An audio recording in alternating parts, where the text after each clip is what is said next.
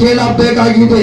ಈ ನಿಯಮಗಳು, ಈ ಪದ್ಧತಿಗಳು ನಿಮ್ಮ ಪಕ್ಷದಲ್ಲಿ ಕೇವಲ ಮುಸ್ಲಿಂ ನಾಯಕರಾಗಿಯೇ ಏಕೆ ಇತರ ಪಕ್ಷದ ನಾಯಕರು ಕೂಡ ತಮ್ಮದೇ ಪಕ್ಷದ ಅಭ್ಯರ್ಥಿಗಳ ವಿರುದ್ಧವಾಗಿ ಬೇರೆ ಪಕ್ಷದ ಅಭ್ಯರ್ಥಿಗಳನ್ನು ಬೆಂಬಲಿಸಿದ್ದಾರೆ. ಆಗ ನೀವು ಯಾರ ಮೇಲೂ ಕ್ರಮ ಕೈಗೊಂಡಿಲ್ಲ.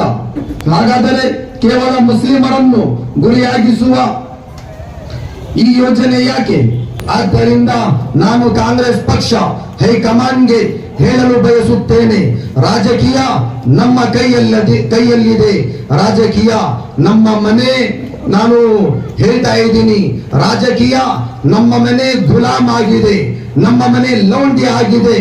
ದಾವಣಗೆರೆ ಚುನಾವಣಾ ಕಾಲ ಏನು ನಮ್ಮ ಜೊತೆ ಇವರು ಮಾಡಿದರು, ಹೆಂಗೆ ನಮ್ಮ ನಾಯಕರಿಗೆ ಅವರು ಪಾರ್ಟಿಯಿಂದ ತೆಗೆದು ದೂರ ಮಾಡಿದರು, ಅದೆಲ್ಲ ನಿಮಗೆ ವಿಷಯ ಗೊತ್ತಾಗಿದೆ.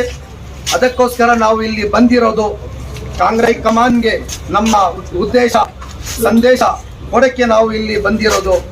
ಮುಸ್ಲಿಮರು ಮತ್ತು ಆರಂಭದಿಂದಲೇ ಈ ಪಕ್ಷವನ್ನು ಬಲಪಡಿಸಿದ್ದಾರೆ. ಅವರು ಪ್ರತಿಯೊಂದು ರೀತಿಯಲ್ಲಿ ಈ ಪಕ್ಷಕ್ಕೆ ಬೆಂಬಲಿದ್ದಾರೆ. ಇರದಿದ್ದರೆ ಈ ಪಕ್ಷವೇ ಇರಬಹುದಿತ್ತು. ಸಾಧನವಿಲ್ಲ.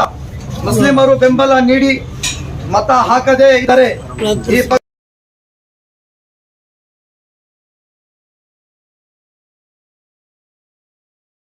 ಒಂದು ಪದ್ಧತಿ. ಮತ್ತೆ ನಸೀರ್ ಅಹಮದ್ ಸಾಹೇಬ್ ಅವರನ್ನು ಕೇಳಿದಾಗ ಅಬ್ದುಲ್ ಜಬ್ಬಾರ್ ಸಾಹೇಬ್ ಅವರನ್ನು ಪಕ್ಷದಿಂದ ತೆಗೆದು ಹಾಕಿದ ಬಗ್ಗೆ ಅವರು ಹೇಳುತ್ತಾರೆ, ಅವನಗರ ಚುನಾವಣೆಯಲ್ಲಿ ಭಾಗವಹಿಸದೆ ಅವರ ಪಕ್ಷದ ವಿರುದ್ಧ ನಡೆದುಕೊಂಡಿದ್ದರು. ಅದಕ್ಕಾಗಿಯೇ ಅವರ ರಾಜೀನಾಮೆ ತೆಗೆದುಕೊಳ್ಳಲಾಯಿತು ಎಂದು ನಾವು ಕೇಳಬೇಕಾಗಿದೆ. ಈ ನಿಯಮಗಳು, ಈ ಪದ್ಧತಿಗಳು ನಿಮ್ಮ ಪಕ್ಷದಲ್ಲಿ ಕೇವಲ ಮುಸ್ಲಿಂ ನಾಯಕರಾಗಿಯೇ ಏಕೆ ಇತರ ಪಕ್ಷದ ನಾಯಕರು ಕೂಡ ತಮ್ಮದೇ ಪಕ್ಷದ ಅಭ್ಯರ್ಥಿಗಳ ವಿರುದ್ಧವಾಗಿ ಬೇರೆ ಪಕ್ಷದ ಅಭ್ಯರ್ಥಿಗಳನ್ನು ಬೆಂಬಲಿಸಿದ್ದಾರೆ. ಆಗ ನೀವು ಯಾರ ಮೇಲೂ ಕ್ರಮ ಕೈಗೊಂಡಿಲ್ಲ.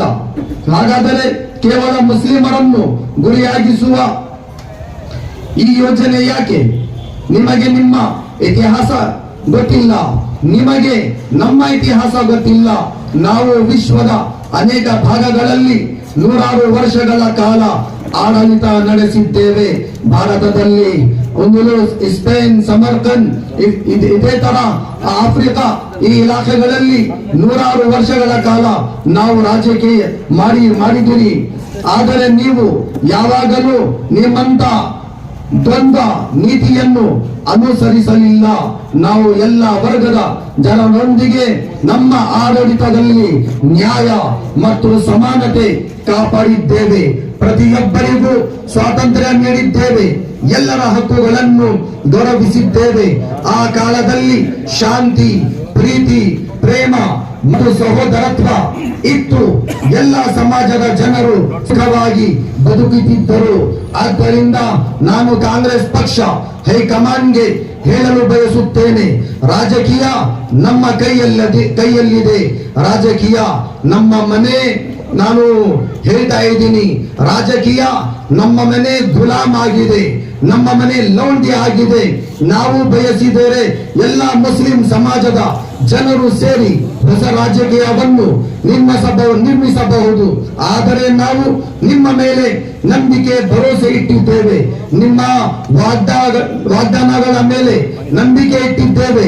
ಏಕೆಂದರೆ ನಮ್ಮ ರಾಜ್ಯದಲ್ಲಿ ಶಾಂತಿ ಇರಬೇಕು ಮತ್ತು ನಾವು ಎಲ್ಲರೂ ಹಿಂದೂ, ಮುಸ್ಲಿಂ, ಕ್ರೈಸ್ತ, ಸಿಖ್, ಆದಿವಾಸಿ, ದಲಿತ್ ಎಲ್ಲ ಒಗ್ಗಟ್ಟಾಗಿ ಪ್ರೀತಿ ಪ್ರೇಮದಿಂದ ಸೌಹಾರ್ದತೆಯಿಂದ ಬದುಕಬೇಕು. ಹಾಗೆಯೇ ಪ್ರತಿಯೊಬ್ಬ ಸಮಾಜಕ್ಕೂ ಅವರ ಹಕ್ಕುಗಳು ಸಮಾನವಾಗಿ ದೊರಕಬೇಕು. ಆದರೆ ನೀವು ನಮ್ಮ ಈ ನಂಬಿಕೆಯನ್ನು ಮುರಿದಿದ್ದೀರಿ. ನಮ್ಮ ಮುಸ್ಲಿಂ ನಾಯಕತ್ವ, ಕೇಂದ್ರ ಕಾಂಗ್ರೆಸ್ನ ಹಿರಿಯ ನಾಯಕ ಗುಲಾಂ ನಬಿ ಆಜಾದ್ ಆಗಲಿ, ನಮ್ಮ ರಾಜ್ಯದ ನಸೀರ್ ಅಹಮದ್ ಸಾಹೇಬ್ ಆಗಲಿ, ಅಬ್ದುಲ್ ಜಬ್ಬಾರ್ ಸಾಹೇಬ್ ಆಗಲಿ ಅಥವಾ ಬೀಜರ್ ಜಮೀರ್ ಸಾಹೇಬ್ ಆಗಲಿ, ಇವರು ತಮ್ಮ ಜೀವನದ ಬಹುಮೂಲ್ಯವಾದ ಸಮಯವನ್ನು ಕಾಂಗ್ರೆಸ್ ಪಕ್ಷಕ್ಕೆ ನೀಡಿದ್ದಾರೆ.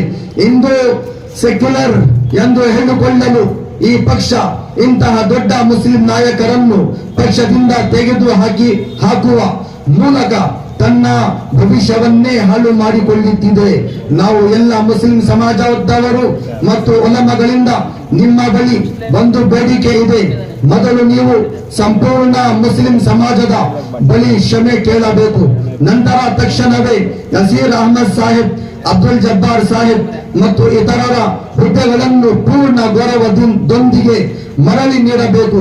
ಇಲ್ಲದಿದ್ದರೆ ನಮ್ಮ ಈ ಬೇಡಿಕೆಯನ್ನು ನೀವು ನೆರವೇರಿಸಿದ್ದರೆ ಬರುವ ಚುನಾವಣೆಯಲ್ಲಿ ನಾವು ಅದರ ಉತ್ತರವನ್ನು ಕೊಡುತ್ತೇವೆ. ಆದ್ದರಿಂದ ಕೋಲಾರದ ಜನತೆ ಮತ್ತು ಕರ್ನಾಟಕ ರಾಜ್ಯದ ಮುಸ್ಲಿಂ ಸಮಾಜ ನಿಮ್ಮ ಬಳಿ ಸ್ಪಷ್ಟವಾಗಿ ಹೇಳಲು ಬಯಸುತ್ತದೆ.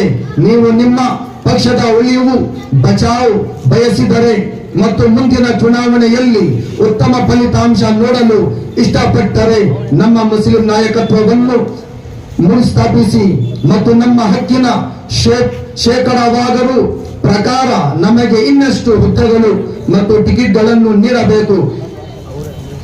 ಇಲ್ಲವಾದರೆ ಮುಂದಿನ ಚುನಾವಣೆಯ ಫಲಿತಾಂಶ ಪಕ್ಷಕ್ಕೆ ಬಹಳ ದೊಡ್ಡ ಪರಿಣಾಮವಾಗಬಹುದು. ಏಕೆಂದರೆ ಈ ಮುಸ್ಲಿಂ ಸಮಾಜ ಪಕ್ಷಗಳನ್ನು ಹಾಗೂ ನಮ್ಮ ಬೇರೆ ಜಾತಿ ಅವರನ್ನು ಸೇರಿ ಅಧಿಕಾರಕ್ಕೆ ಪಕ್ಷಗಳನ್ನು ತರುವುದು ಗೊತ್ತಿದೆ ಮತ್ತು ಅಲ್ಲಿಂದ ಕೆಳಗೆ ಇಳಿಸುವುದನ್ನು ಗೊತ್ತಿದೆ. ಇಷ್ಟು ಮಾತುಗಳನ್ನು ಹೇಳಿ ನನ್ನ ಮಾತನ್ನು ಮುಗಿಸ್ತೇನೆ. ನಮಸ್ಕಾರ. ಅಸ್ಸಲಾಮು ಅಲೈಕುಂ.